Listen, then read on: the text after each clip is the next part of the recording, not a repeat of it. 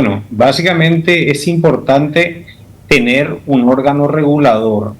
Al no tener un órgano regulador, lastimosamente se tienen manejos discrecionales y la discrecionalidad no es sinónimo de eficiencia y tampoco de eficacia. Entonces, partamos de esa premisa. Esto también está previsto en nuestra Carta Magna, la Constitución Nacional. Es decir, debemos de contar con una entidad que en general establezca las líneas generales de cómo van o cómo debería de avanzar. ¿Por qué? Porque esta es una preocupación extremadamente fundamental porque hace a la calidad de vida justamente en una de las etapas más sensibles de todo ser humano, ¿verdad? En la vejez. Entonces, es importante de que los recursos estén y que a su vez todos puedan ir accediendo a esta pensión de vejez y en lo posible no de manera, no una pensión de subsistencia o de alimentación como el que tiene hoy más prácticamente las 2/3 partes de los adultos mayores en nuestro país, ¿verdad? Entonces de ahí la importancia de ir avanzando. Esto es como un primer paso, es un adelanto. Hay que recordar de que esto ya se intentó en el pasado, se intentó en el 2015, en el 2017 de vuelta y ahora se está insistiendo de vuelta. Yo creo que al tener un órgano que va a estar, asumo yo dependiendo del Banco Central, eso dice el proyecto, yo no sé si hubo un acuerdo o no para hacer un cambio en esa línea, pero es importante de que justamente el sistema financiero, porque esto hace al sistema financiero, esté precautelado.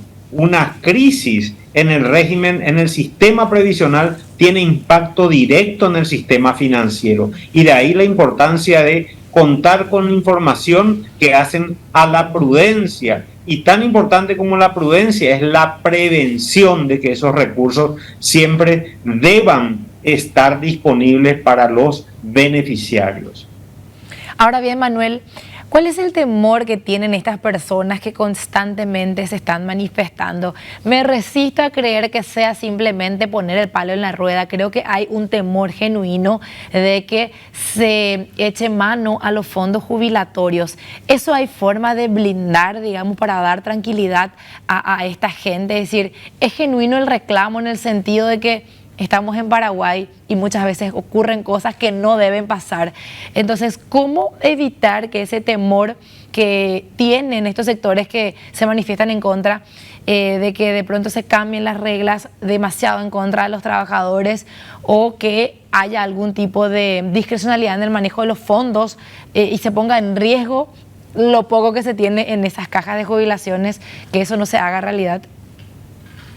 Yo creo que el objetivo de esto es totalmente opuesto a lo que manifiestan las personas, ¿verdad? Esto lo que hace es genera una transparencia, genera una entidad técnica encargada de preservar y asegurar de que los recursos están siendo, por un lado, colocados en las entidades que correspondan, es decir, con la calificación más apropiada y que estén siendo utilizados con miras a obtener una rentabilidad suficiente.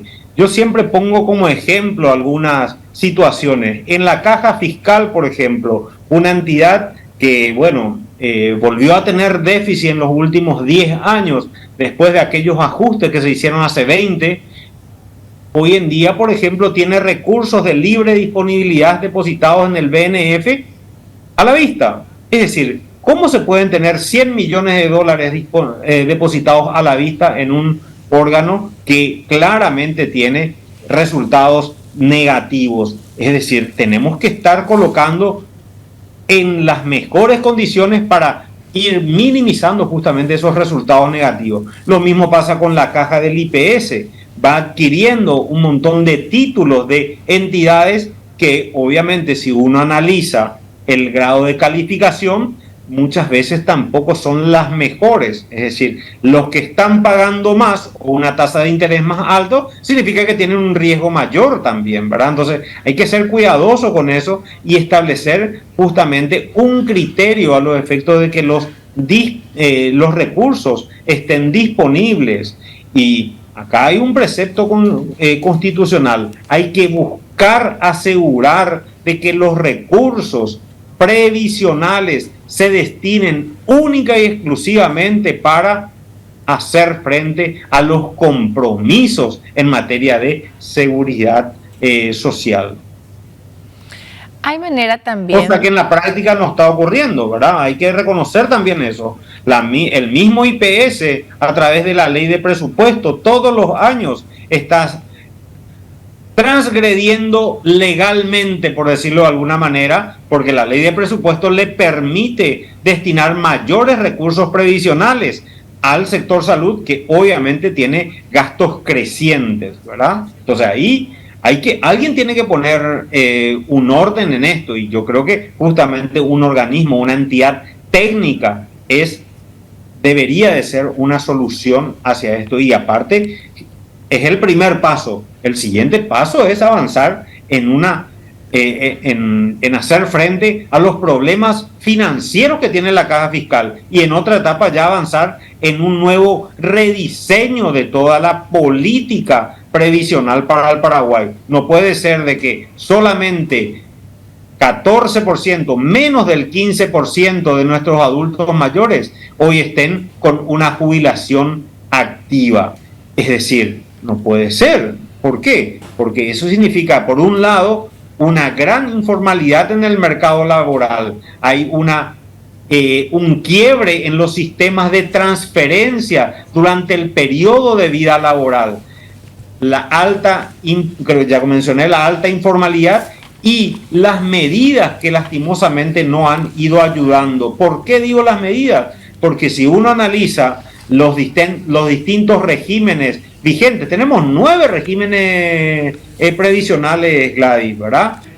Todo el mundo menciona siempre el IPS, la caja fiscal y otras más, pero está la bancaria, está la municipal, está la de los ferroviarios, está las complementarias, como son lo de la ANDE, la CAJU y la caja de Yacyretá. Es decir, tenemos 9 entidades, y sin hablar de las que están en el sector privado y que funcionan más como capitalización individual, que son la caja mutual, la caja de médicos, la caja de los empleados de la Universidad Católica, etcétera. Entonces, ahí uno quiere ver asimetrías, y tiene de todos los colores y de todas las formas. Así de fácil es esto, Gladys.